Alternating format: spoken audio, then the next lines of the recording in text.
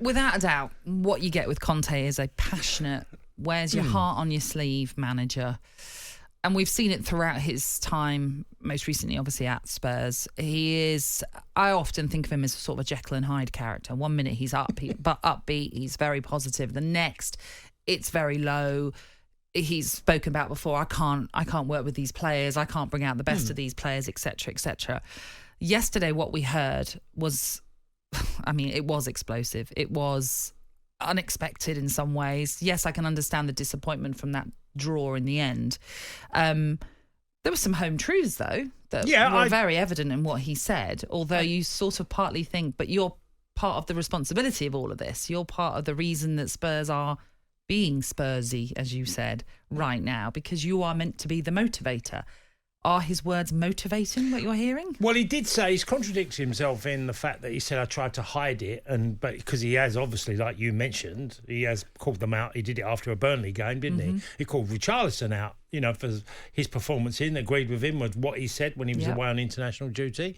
So he has voiced his opinion on a number of occasions, and he also includes himself. And there'll be some element of fans who think, he's right, he should be doing that. And there'll be people that think players have to be called out. They do at times. I felt it was a real frustration for him that they conceded 2 late goals. From the 78th minute to obviously right on just before injury time to get the equaliser. I think he imploded because of that he just felt, you're leading 3-1, you've been quite comfortable. They've had a few injuries, haven't they? And taken off. Thinks they can see out the game, and they couldn't. I think he's got so angry because they couldn't see out the game. But how can a manager say what he has said, i.e. calling his players selfish, and then walk back into the training ground whenever they next meet up? Because now we're on an international he said break. all. Now, if he's talking all, one of the problems that players will have, name names. Tell us who you think is selfish. Well, he's gone everybody. So he has to look Harry Kane in the eye and say, well, you're selfish, as well. You're included in that. So he's also now created a divide that includes everyone. How would you feel? Well, if I didn't agree with him, I certainly wouldn't sit there and just take it if I felt, no. Because all of us, players in dressing room, I've seen it probably half a dozen times in my career now, where players will end up saying, name names then. You call out who you think's not doing it. And then now it becomes really awkward because some of my players won't agree with that, and the players that he might offend are going to stand up for themselves. I've seen that as well, because players are not always just going to sit there and take it from the gaffer and think, oh, you're right. Someone will go, absolutely no way. You're not going to accuse me of that. And that's unfair to say all of the players. I don't believe it was all. I think it came from just a frustration of not seeing out a game that they were winning comfortably. Well, of course, if they'd won the game, we wouldn't have heard this outburst from Conte, that's for sure. But he did say, I see only 11 players that play for themselves. I see selfish players, 11 players that go into the pitch is what he said. I see players that don't want to help each other and don't put their heart, is what he's saying, into their performance. He also went on to kind of allude to the owners, that they're not doing enough either, that managers have come and gone at Spurs and look where they are. They've not won anything of any significance, I should say.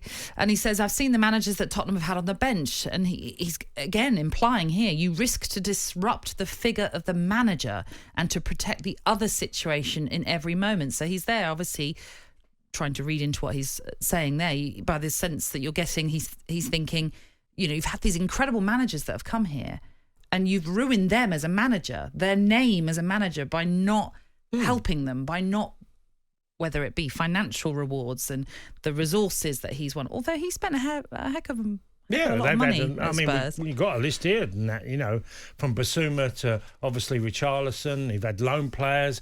Jed Spence's a mystery to me. I don't get that one as well. And then Porro has come into the football club. Christian Romero.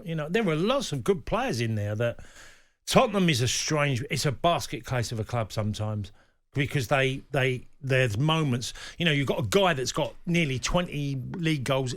In 6 of the last 6 seasons, he's got he's achieved 6 times plus 20 goals. You think, well, that's a given. You've also had Heung-min Son, who's been top goal scorer. It's a real strange dynamic how this club implodes, and it does regularly. But he seems to implode more than anybody. Yeah, it's been a very tumultuous time for Antonio Conte at Spurs. And you do sort of wonder, is this his way of maybe forcing the hand of the owners? Is he sort of saying, I'm not leaving, but you can sack me if you want? Do you think his position is untenable now from this outburst? Because he's called out the players it's different doing it in-house, but to be that's in front of the press, that you know this is going to circulate everywhere. This is not going to be, hidden now. This is a huge story. Let's just get one thing right now on this. It always circulates everywhere anyway. Whether you do it in front of the players in the dressing room, it ends up spreading out. Yeah. It ends up coming out slower. Yeah. But there's always whispers and there's things that get given to the press of what he said. This is just out in the open. I don't think he cares because he's in a very privileged position because he's made a hell of a lot of money as a manager. And he thinks, well, if I do go down, I'm taking a few with me. He's definitely got that attitude. Like. Yeah. He's definitely going to take a few with him. Yeah. And because he's not a manager who fears the sack because, again, financially, I'm sure he's sound and he'll go and get another job, Antonio Conte. He'll get another really top, decent job. Will he be in charge for their next game after the international break, Everton away? Wow. That's a good question. Now, I thought you was going to say to me in the summer, I was going to say, cannot see it. I just cannot see. But would Daniel Levy? Well, Daniel Levy sacked a manager before, Carabao Cup final. Yeah. League Cup final. He sacked Jose.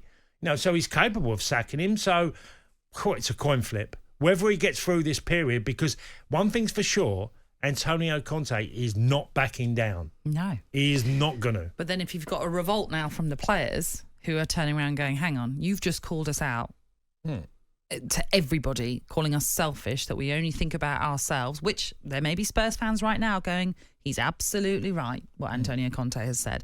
But if there are some players that are thinking, you are totally out of order, then you've got a division there that's going to be very hard to mend in a short space of time. Yeah. Well, some players will not like being tarred with a brush of being selfish when they feel like they've given it all.